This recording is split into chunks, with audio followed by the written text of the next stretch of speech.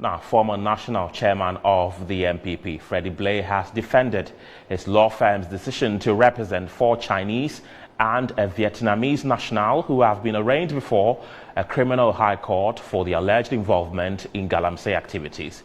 Blay and Associates has just released a statement in response to the public outcry over the firm's decision to represent the Chinese nationals in court. Let's get on to our video and get a detailed understanding of the statement. Right, so here I accept, and it says, the first to third accused are legally resident, law-abiding persons in Ghana. Our clients have no business relation with Aisha Wan except the fact of purchasing the supermarket in 2017 when she was first repatriated to China. Aisha Wan has had no further dealings with our clients upon her return to Ghana. 2, our clients operate a supermarket business that stocks regular goods and some specific Chinese groceries, making them a reliable shop for Chinese and Asian patronage.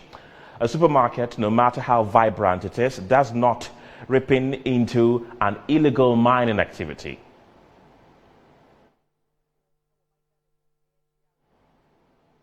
Three, for the avoidance of doubt, Aisha Wan was arrested at a different time and place to our clients who were minding their business at home when they were picked up in the early hours of 14th September 2022. It would appear that our clients are collateral victims of the pursuit for Aisha Wan and the campaign against illegal mining. 4, the names of persons that some media platforms have reported that we are defending are completely false. We have no engagement with Gao Jinxin, Lu Qijian, Habin Go, or Zhang Jinping, who are noted as Aisha Wan's associates. We also do not have any engagement with Aisha Wan.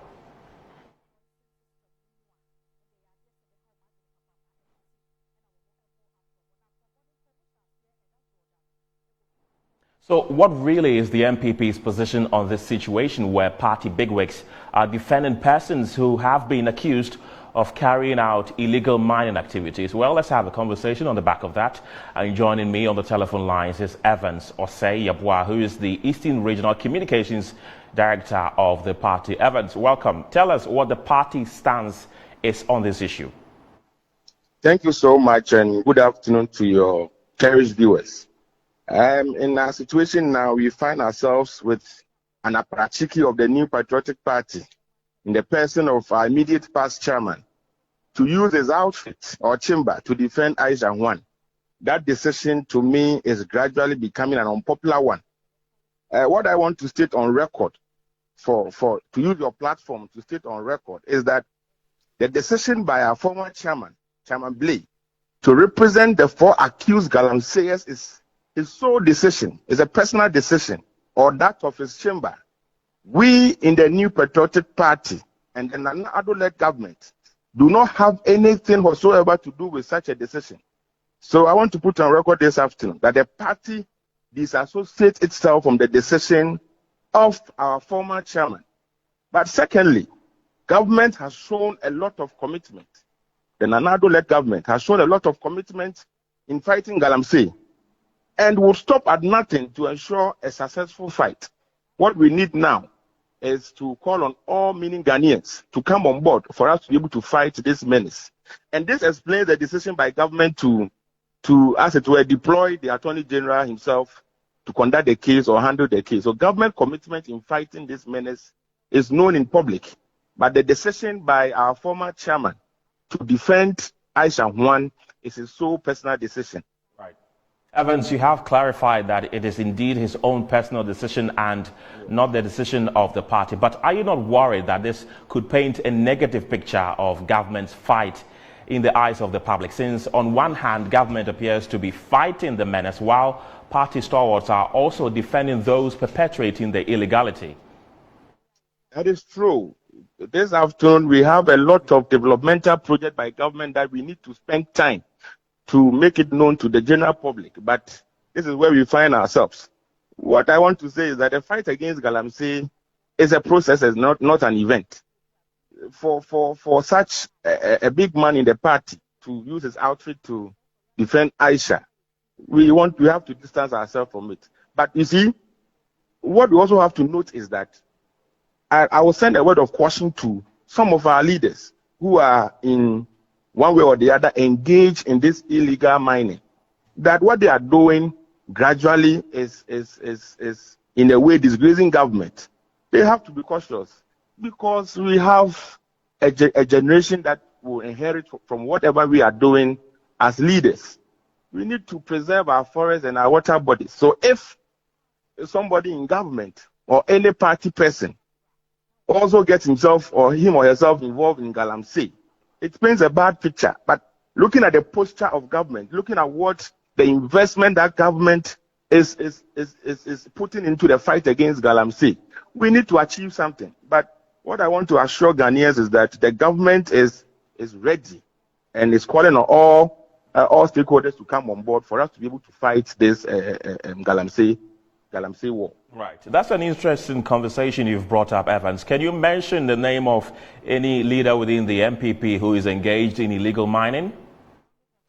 My brother, what we also have to note is that there's clear evidence that the NDC promoted and benefited electorally from Galamsey in the 2020 general elections. We need to note that as well, because we have videos circulating where we have Kweku Buahi, the deputy communications officer for the NDC, who went to the Galamsey site to incite Ghanaians who are involved in this Galamsey business to vote for them. It is known that we have some party people who have license to operate as small-scale miners. It will not be proper for me to be mentioning it, but they are all Ghanaians and they are involved in the business of mining. It is not wrong for an individual to go into small-scale mining. What is wrong here is to be involved in illegal mining. There are instances of where government has bent excavators of the National Women Organizer of our party. You understand? So government is committed to fight Galamsey, but the cabal is huge. The people involved. Can you imagine, even in Ghana as we speak now, the small-scale miners, or quote-unquote illegal business of mining, contribute not less than 43% of gold produced in Ghana as we speak. We have over 1 million people involved in mining businesses. So fighting it is very difficult. That is why I'm calling on all Ghanaians, assembly members, the clergy, everyone to come on board for us to be able to fight this. Where we are heading towards, it is dangerous, my brother. Right.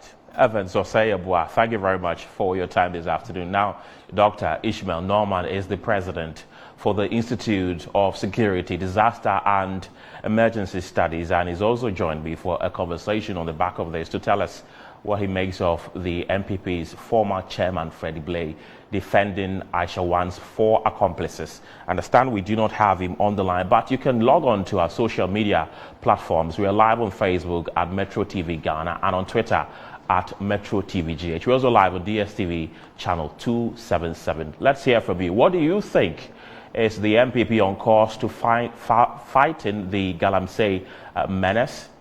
Well, let's hear from you. We'll try to connect with Dr. Norman to find out what he thinks.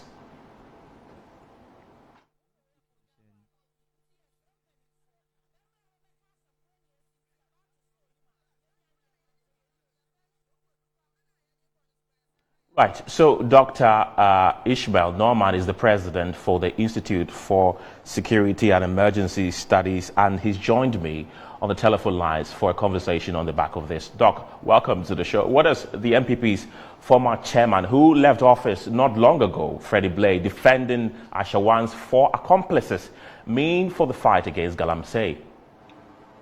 I think everyone is entitled to be represented by a lawyer. So that representation in and of itself is not an offense or anything untoward, impropriety. The problem, however, is that there seems to be a deliberate attempt on the part of NPP lawyers and NPP party to basically cocoon everybody with information, particularly sensitive information, to be controlled by NPP lawyers. Because you see, clients are very obedient. When you tell your client that I don't want you to talk to the media, they wouldn't talk to the media.